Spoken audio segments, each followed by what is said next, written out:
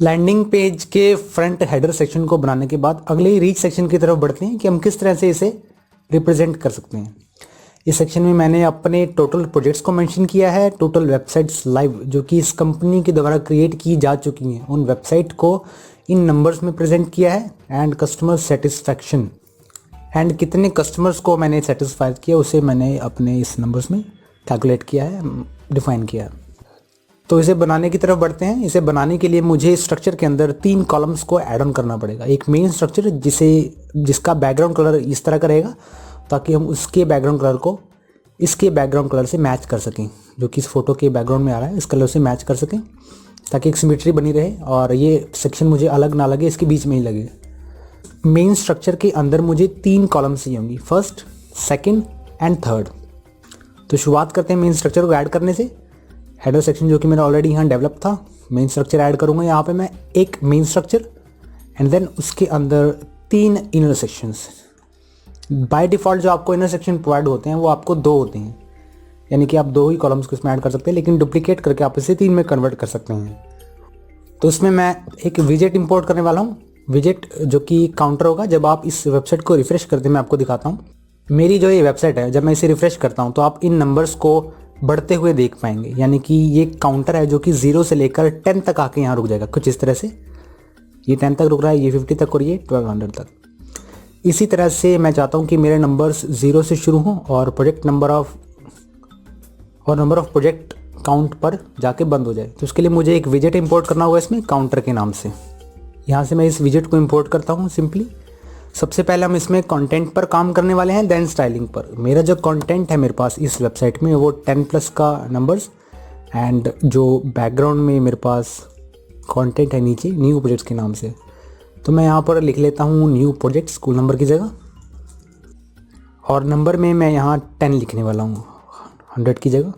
Content पर काम करने के बाद स्टाइलिंग की तरफ चलते हैं। स्टाइलिंग में मैं इसका जो टेक्स्ट कलर रखने वाला हूँ नंबर का, वो मैं रखने वाला हूँ ऑरेंज। यहाँ पर मेरे पास ब्लू अटैच हो गया, मुझे यहाँ ऑरेंज का हेक्सा कोड लिखना होगा, तो मैं इस तरह से इस कलर को सेटअप करूँगा। एंड देन चलते हैं इसकी टाइपोग्राफी की तरफ। टाइपोग्राफी में मैं इसका जो साइज़ रखने वाला हूँ वो 45 पिक्सल्स तक रखने वाला हूँ। अभी मेरे पास 10 के बाद कोई भी प्लस का साइन नहीं आ रहा, प्लस का साइन इन द सेंस जो इस साइन है ये मेरे पास अभी इसमें अवेलेबल नहीं आ रहा। उसे लाने के लिए मुझे कंटेंट सेक्शन में जाना है एंड नंबर सफिक्स की जगह मुझे वो सिंबल ऐड कर देना है। आप चाहें तो उसमें प्लस की जगह स्टार भी ऐड कर सकते हैं, एंड भी ऐड कर सकते हैं, या और भी काफ़ी सारे नंबर्स कुछ इस तरह से, लेकिन मैं इसमें प्लस ऐड करूँगा। और अगर आप इस 10 से पहले कोई नंबर ऐड करना चाहते हैं, कोई भी सिंबल या कोई भी अल्फ़ाबेट ऐड करना चाहते हैं, तो उसके लिए आपको नंबर प्रीफिक्स की जगह वो नाम लिखना होगा। प्रीफिक्स यानी कि नंबर से पहले का हिस्सा, सफिक्स यानी कि नंबर के बाद का हिस्सा। तो स्टाइलिंग सेक्शन में मैंने इसे स्टाइलाइज किया। आप चाहे इसकी फॉन्ट फैमिली चेंज करें, weight, transform, style, decoration, line height और लेटर स्पेसिंग को अपने अकॉर्डिंगली सेटअप कर सकते हैं। अब चलते हैं टाइटल की स्टाइलिंग की तरफ। टाइटल की स्टाइलिंग के लिए टाइटल टैब को ऑन करें। टेक्स्ट कलर में मैं इसे यहाँ पर, मेरे पास हेक्सा कोड अवेलेबल है, मैं इसे यहाँ पर सेटअप करता हूँ। टाइपोग्राफी में मैं इसकी फॉन्ट फैमिली को जोसविन रखता हूँ, जो कि मेरी प्राइमरी फॉन्ट फैमिली है। इसका जो साइज़ है वो 13 पिक्सल्स। इसके वेट को मैं 600 पिक्सल्स, क्योंकि मैं इसकी मोटाई को रखना चाहता हूँ। एंड जो इसकी ट्रांसफॉर्मेशन रहने वाली है वो अपर केस रहने वाली है। स्टाइलिंग को नॉर्मल।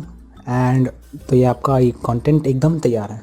इसी कंटेंट के थ्रू आप बाकी के 2 कंटेंट्स को भी बना सकते हैं, जो कि ये हैं। बस आपको इसमें कंटेंट मॉडिफाई करना होगा और कुछ नहीं। मैं इस एलिमेंट को कॉपी करता हूँ एंड देन यहाँ पेस्ट कर दूंगा। अदरवाइज़ आप इसे डुप्लीकेट भी कर सकते हैं कुछ इस तरह, एंड देन मूव कर दें उस कॉलम में जहाँ उसे आपको पेस्ट करना चाहते हैं। कंटेंट मॉडिफिकेशन में मैं यहाँ पर 10 की जगह 50 रखता हूँ, और कंटेंट रिटर्न में न्यू प्रोजेक्ट्स की जगह website live. Then number of customers जो कि सेटिस्फाइड हैं हमारी सर्विस से। अगर आप यहाँ पर लोअर केस में लिख रहे हैं, यानी कि छोटे अक्षरों में लिख रहे हैं, लेकिन आपको यहाँ पर बड़े अक्षरों में दिखाई दे रहा है, तो उसकी सेटिंग को चेंज करने के लिए आपको स्टाइल सेक्शन में, टाइटल सेक्शन में टाइपोग्राफी जो रखनी है इसकी डिफ़ॉल्ट रखनी है। तो आप उन नंबर्स को वैसे देख पाएंगे जैसा आपने उसे यहाँ लिखा है। तो मैं इसे वापस कैसा कर देता हूँ। एलिमेंटर के अंदर अगर आप कोई भी एक्टिविटी को गलत कर चुकी हैं, यानी कि आपने जैसे अभी इस एक्टिविटी को किया और मैं चाहता हूँ कि मेरी एक्टिविटी पहले जैसी हो जाए, यानी कि एलिमेंटर एक अंडू की फैसिलिटी भी देता है, जिससे आप प्रीवियस रिवीजन को अप्लाई कर सकते हैं। कंट्रोल जेड करके दोबारा उस प्रॉपर्टी को अप्लाई करता हूँ। तो मैं इसे अपडेट करता हूँ कंटेंट को बनाने के बाद, और प्रीव्यू हमें कुछ इस तरह का दिखेगा। ये ऑलमोस्ट इसकी तरह तैयार है, बस मुझे बैकग्राउंड के कलर और स्पेसिंग पर काम करना बाकी है। हम चलते हैं अब इसके बैकग्राउंड कलर की तरफ। बैकग्राउंड कलर देने के लिए मेन स्ट्रक्चर की सेटिंग्स को एक्सेस करें। स्टाइलिंग सेक्शन में जाकर इसका जो बैकग्राउंड टाइप क्लासिक है उसे क्लिक करके जो कलर आपको सिलेक्ट करना है वो आपको अपनी सूटेबिलिटी के अकॉर्डिंग रखना है, ताकि आप इस कलर से इसका कलर मैच कर सकें। मैं यहाँ पर E1, E1, E3 ये मेरे पास हेक्सा कोड अवेलेबल है, एंड प्रीव्यू देखने पर आपको ये कुछ इस तरह का दिखता है। इसके बाद आप यहाँ देख रहे हैं कि मेरे पास लेफ्ट और राइट साइड में मार्जिन अवेलेबल है। इस मार्जिन को मैं नहीं देखना चाहता।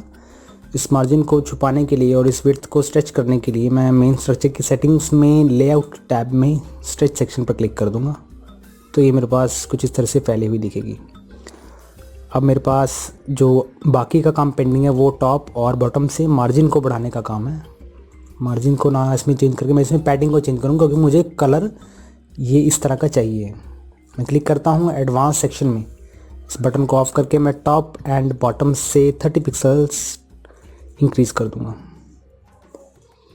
30 दोनों से इंक्रीज़ कर दिया तो आपका ये सेक्शन कुछ इस तरह से आपको दिखेगा। तो इसी तरह से आपका ये रीच का सेक्शन भी तैयार है। अगर आप इसमें कोई हेडिंग वगैरह इंपोर्ट करना चाहते हैं मेन स्ट्रक्चर के अंदर तो उसे भी इंपोर्ट कर सकते हैं। सिंपली आपको क्या करना है, विजेट सेलेक्ट करने हैं। विजेट सेलेक्ट करने के बाद हेडिंग को कुछ इस तरह से इंपोर्ट करना है मेन स्ट्रक्चर के अंदर। यहाँ से आप उसे चेंज कर लें और पावर इन नंबर्स आप उसे यहाँ से चेंज कर सकते हैं, लेकिन मैं इसे अभी अप्लाई नहीं करता, इसीलिए मैं डिलीट कर देता हूँ इसे। अपडेट करते ही आपका ये सेक्शन भी एकदम तैयार है।